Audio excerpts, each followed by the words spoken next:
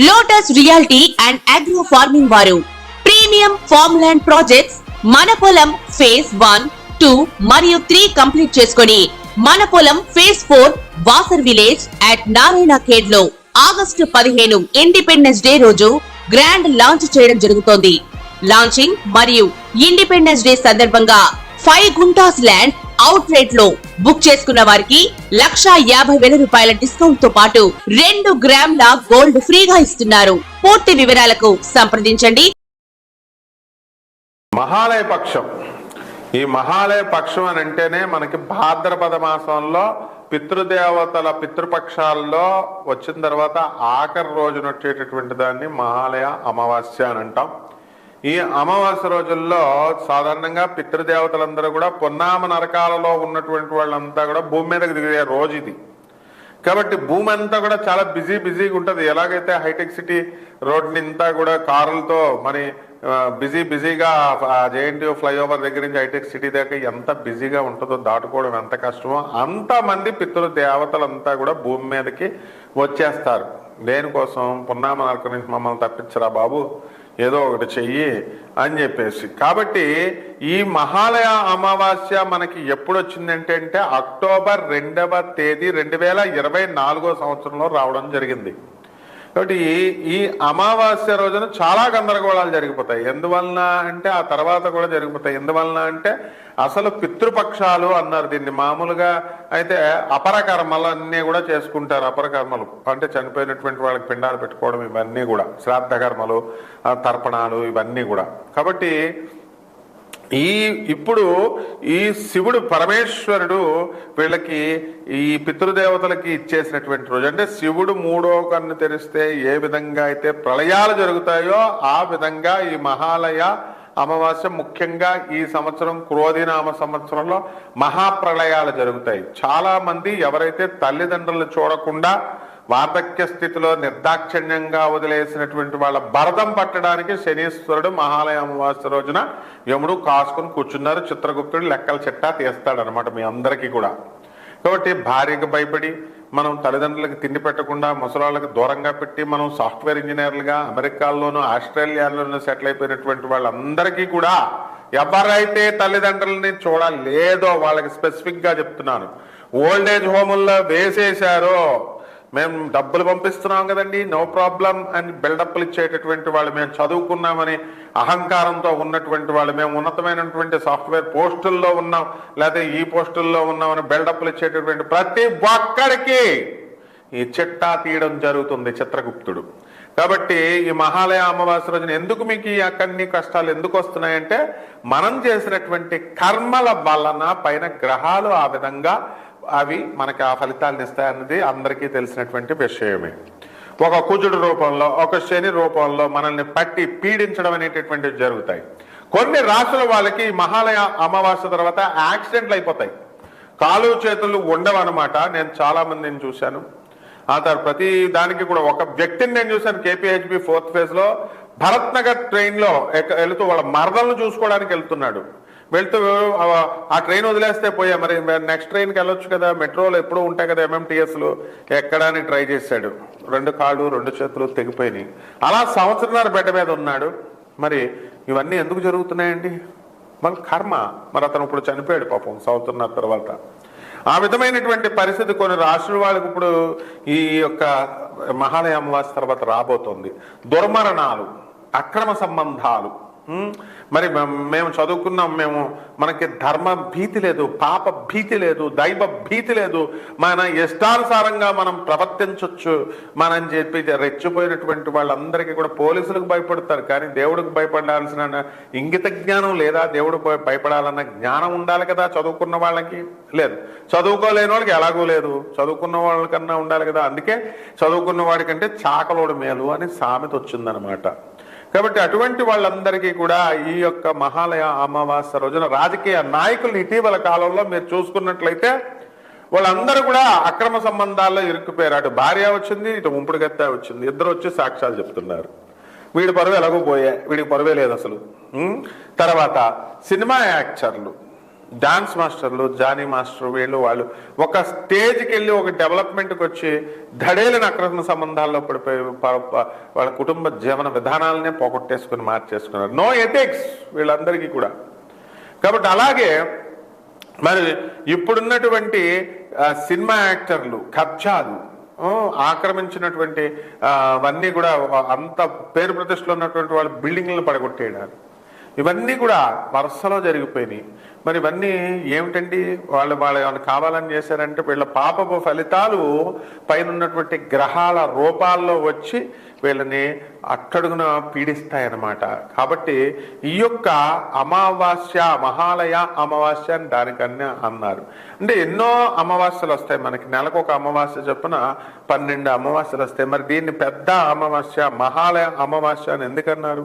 పున్నామ నరకంలో మన పెద్దలందరూ కూడా ఏడుస్తూ ఉంటారనమాట. ఎప్పుడు వీడు పిండం పెడతాడా, తర్పణం పెడతాడని ఎదురు చూస్తూ ఉంటారు. మనం పెట్టం. కారణం ఏంటంటే పంతులు 2 లక్షల ప్యాకేజీలు అడుగుతున్నారు ఈ పంతులు గాళ్ళు వీళ్ళొకళ్ళు. ఏది చిన్నది చెయ్యాలన్నా సరే ప్యాకేజ్ చచ్చిపోయినప్పటి నుంచి ఎప్పుడు చచ్చిపోతాడా. అసలు అపరకర్మలు చేసేటటువంటి పంతులతో మనం స్నేహాలు చేయకూడదు.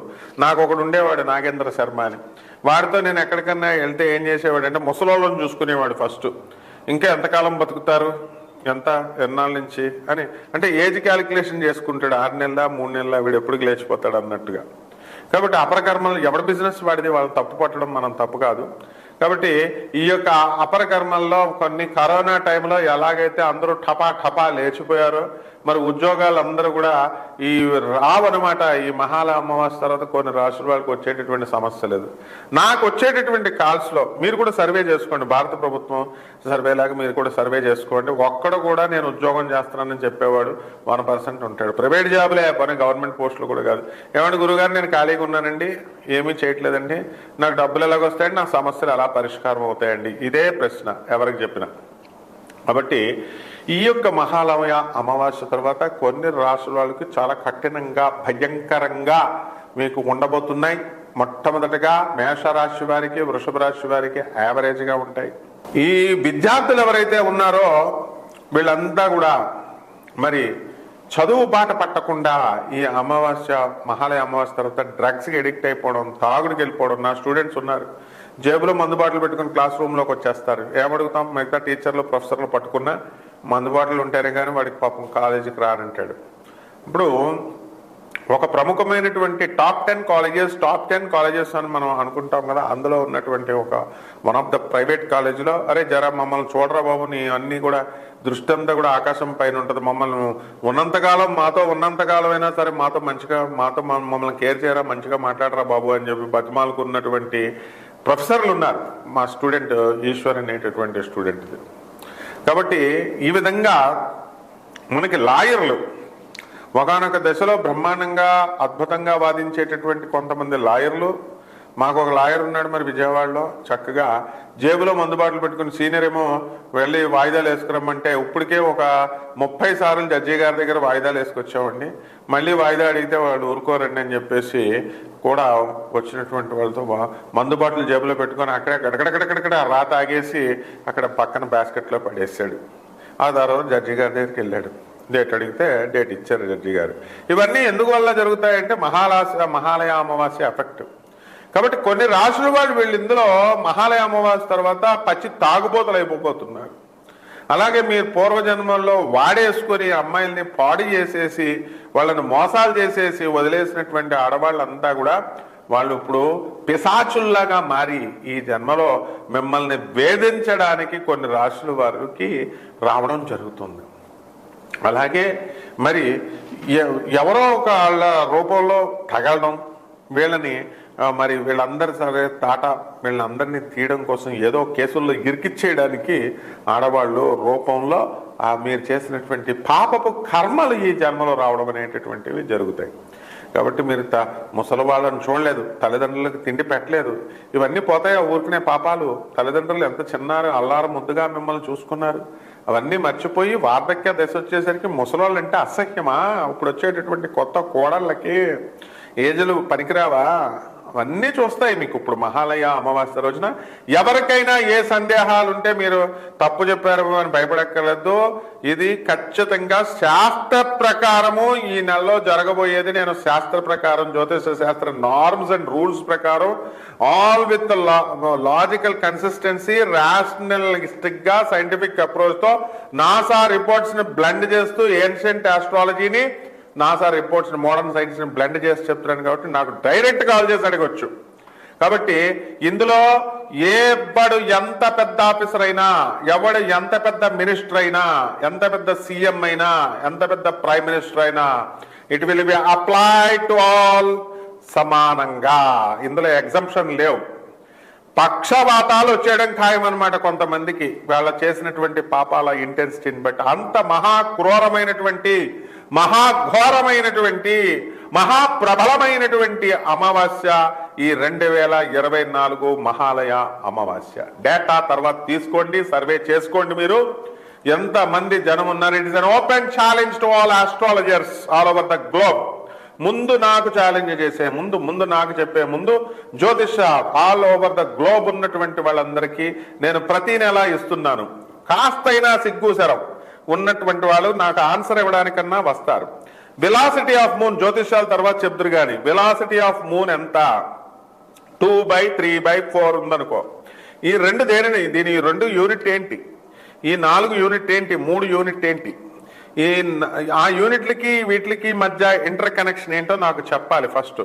ఎంతవరకు నేను ఇన్ని సంవత్సరాల నుంచి అడుగుతున్నాను. మోడర్న్ సైన్స్ రూల్స్ ప్రకారం kilometre per hours and metres per seconds లో మాత్రమే వెలాసిటీని మనం కొలుస్తామని తెలుసు. But what is this? Come out all సైంటిస్టులు. మేము చాలా చదువుకున్నాం, మేము ఎంఎస్ఎల్ చేసాం ఇంజనీరింగ్ లో, ఆస్ట్రేలియాలో, లండన్ లో ఎంఎస్ లో, Stanford universities, all the professors. నేను ఒక ప్రొఫెసర్ని కాబట్టి I'm posing you a question. మీరందరూ రండి సమాధానాలతో. తప్పకుండా ఈ యొక్క ఫలితాలు ఇలాగే జరుగుతాయి. కాబట్టి ఎవరికి ఏం జరగబోతుందో మరి రాశుల వారీగా మనం చూద్దాం. తులారాశి. ఈ తులారాశి వారికి అందరికీ కూడా అష్టమ గురుడు ఉన్నాడు.